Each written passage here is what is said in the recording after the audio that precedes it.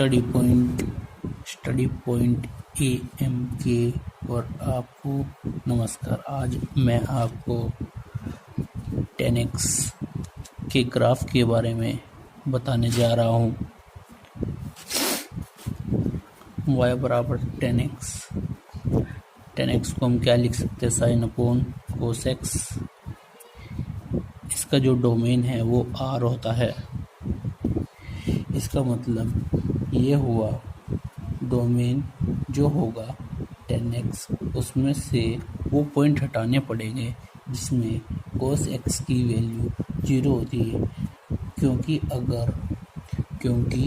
अगर किसी फंक्शन के हर में 0 आ जाता है तो वो फंक्शन नॉट डिफाइन हो जाता है।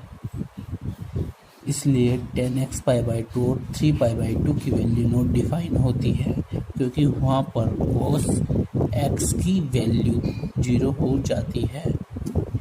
इस प्रकार इस फंक्शन में 10x की नॉट, इस फंक्शन में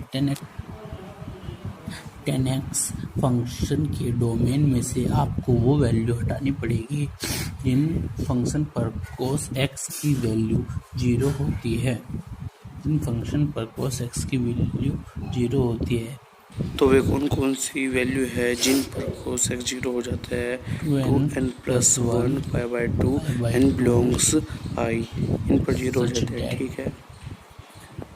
I इसकी जो रेंज है -इन्फिनेटिव से +इन्फाइनाइट तक होती है। आइए इसके ग्राफ के बारे में जानते हैं। x अक्ष, y अक्ष,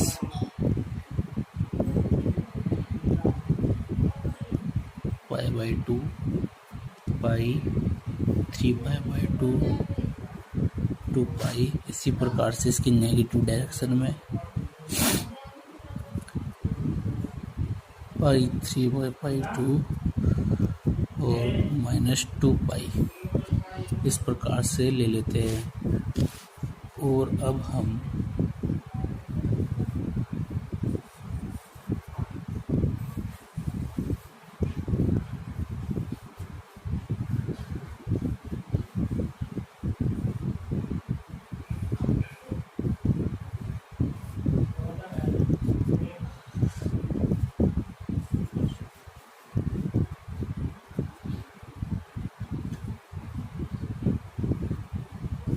डिग्री 10 π/2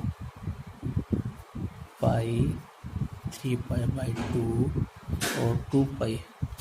हम जानते हैं 10 0 की वैल्यू 0, 90 पर 1, 180 पर क्या होती है, 180 पर शायद 0 होती है, 180 पर 0 और इनफाइनिटी 270 पर और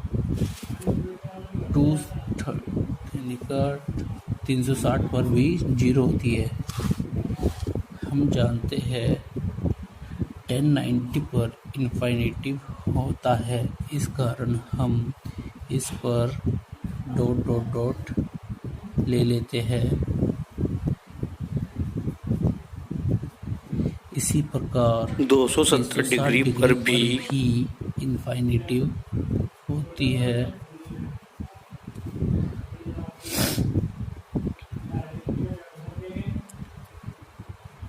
टेन 0 पर 0 होती है, इस कारण हम यहाँ से स्टार्ट करते हैं और ये इस प्रकार से जाएगी, क्योंकि 1090 पर इन्फिनेटिव 1090 पर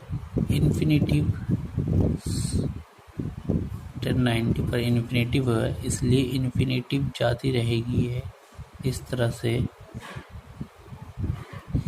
इसी प्रकार नेगेटिव डायरेक्शन भी 1090 पर इन्फिनेटिव होती है और 180 डिग्री पर 0, इसलिए यहाँ से हम स्टार्ट करेंगे। 270 डिग्री पर भी इन्फिनेटिव होती है इसी प्रकार इसके नीचे की ओर भी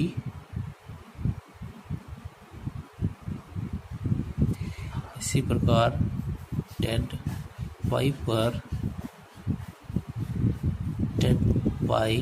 पर 0 होती है, इसलिए हम यहाँ से स्टार्ट करेंगे और 90 पर इन्फिनिटी और 270 डिग्री पर इन्फिनिटी होती है। इस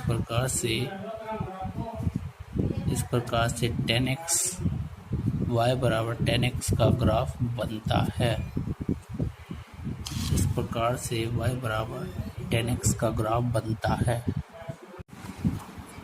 इसकी जो रेंज होती है वो माइनस इनफाइनाइट से लेकर प्लस इनफाइनाइट तक होती है।